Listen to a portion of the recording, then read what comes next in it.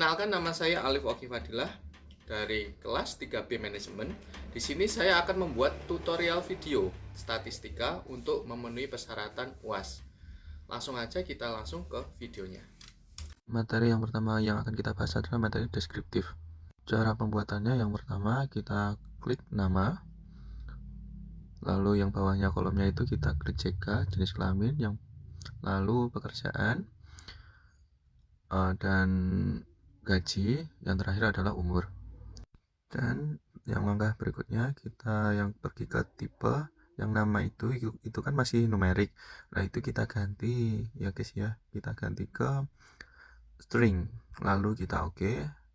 Lalu setelah itu kita pergi ke desimal ya guys ya, itu kan masih 2, itu kita ganti ke 0 semua sampai bawah, sampai ke desimal umur itu kita ganti 0 semua. Lalu jika sudah semua kita pergi ke label ya guys ya. Ke label itu kita tulis, itu kan yang masih di depan itu kan CK, biar nanti jelas di labelnya itu kita tik jenis kelamin. Lalu jika sudah kita pergi ke value itu kita klik aja. Nanti kita yang pertama, value pertama itu kita klik 1 buat yang nomor 1.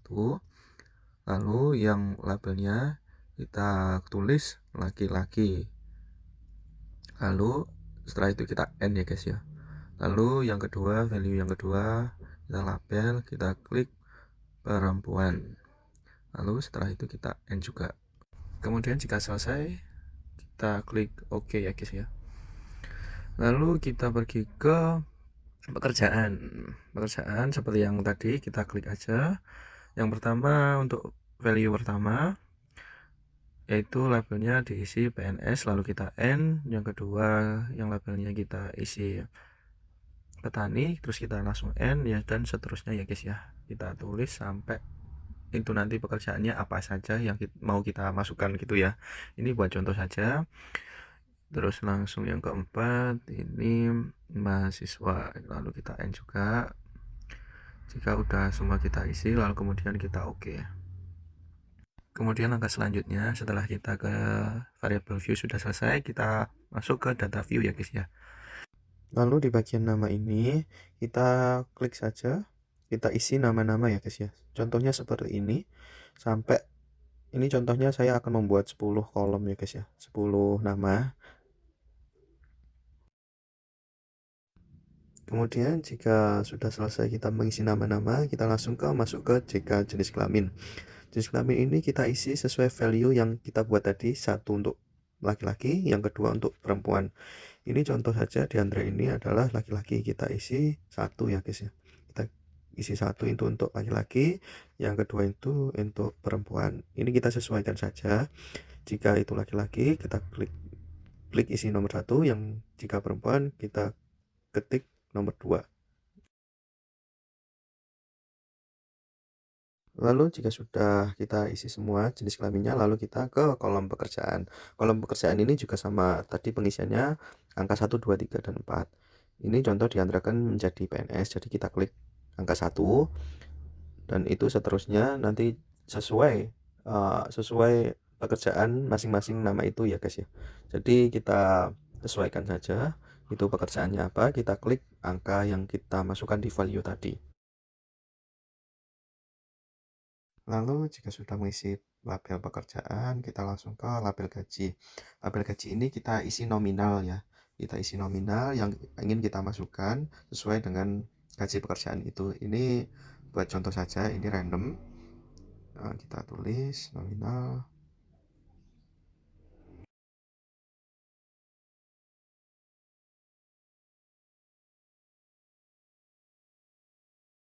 Lalu kita langsung ke label umur, kita masukkan umur masing-masing nama tersebut.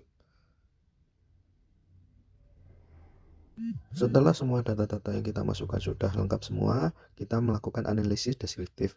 Yang pertama, kita klik analyze, langsung deskriptif statistik, lalu ke deskriptif. Ini kan ada kolom variabel. Ini kita langsung masukkan yang pertama gaji. Gaji kita masukkan, gaji kita masukkan, lalu yang kedua umur ini kita masukkan. Setelah itu langsung kita oke. Nah, ini adalah output dari deskriptif statistik. Kemudian setelah itu kita masuk ke output yang kedua, sama kayak tadi kita klik analyze deskriptif statis, tapi ini bedanya tadi kan deskriptif, nah ini yang frekuensi.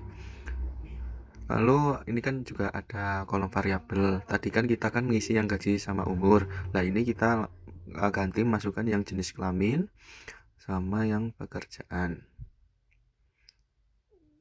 Lalu jika sudah kita bisa pindah ke variabel, kita klik OK. Inilah contoh output yang dihasilkan dari frekuensi tabel tadi. Di sini saya akan melanjutkan materi, yaitu materi uji validitas dan reliabilitas. Di sini saya juga sudah menyiapkan datanya. Di sini kita langsung menghitung ya guys. Yang pertama kita akan klik analyze, lalu kita cari correlate, habis itu kita klik yang bivariate. Nah, ini muncul seperti ini, yang x1.1, x2.2, x3.3, dan seterusnya. Kita langsung masukkan yang motivasi x1 ya. Ini kita masukkan dari x1.1 sampai x1.5. Sekalian yang motivasinya juga kita masukin semua. Yang x1.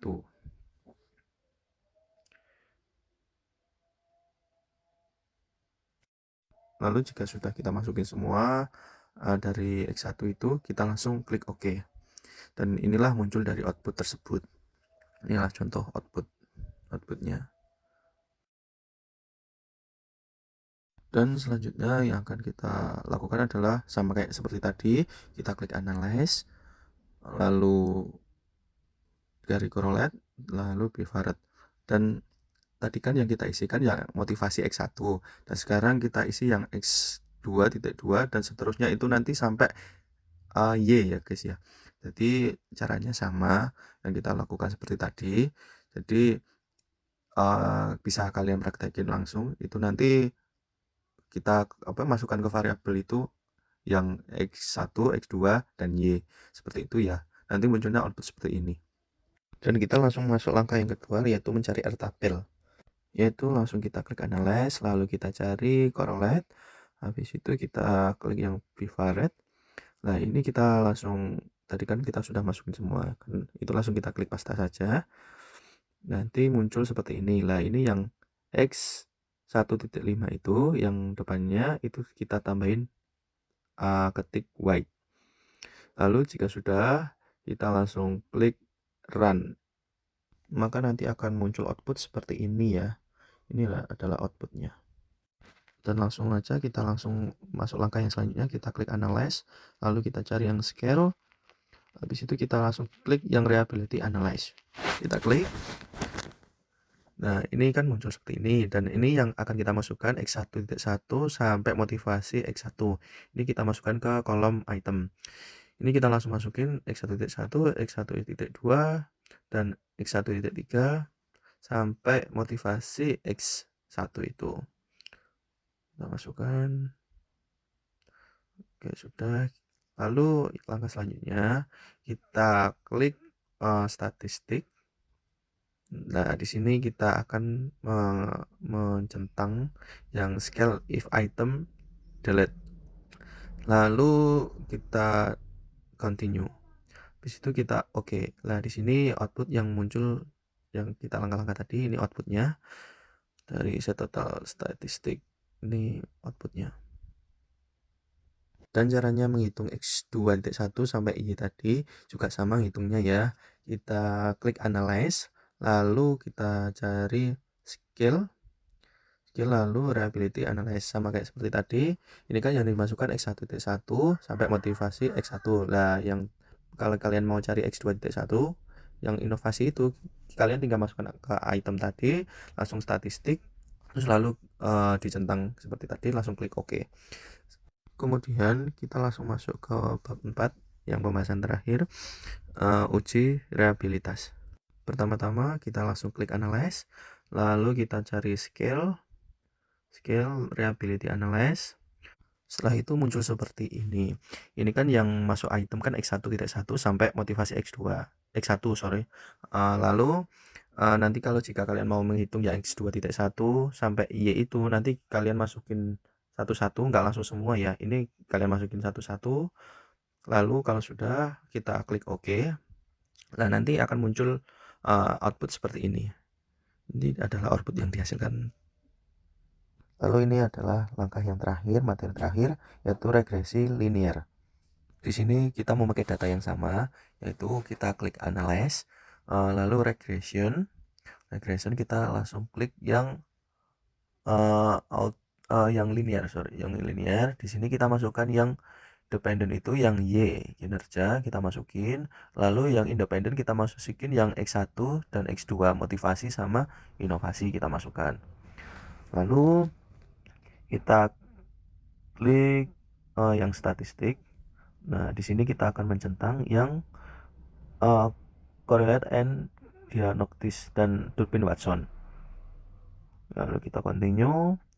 Setelah itu kita klik plot, habis itu kita masukin yang Y ini, yang RESID yang itu, yang Y, lalu yang X ini kita masukkan yang Z pride, kita masukin yang kolom yang X ya, bentar, ini kita masukkan yang X, lalu kita centang yang normal probability plot. Jika kalian mau yang histogramnya juga, ini juga kalian bisa langsung centang juga.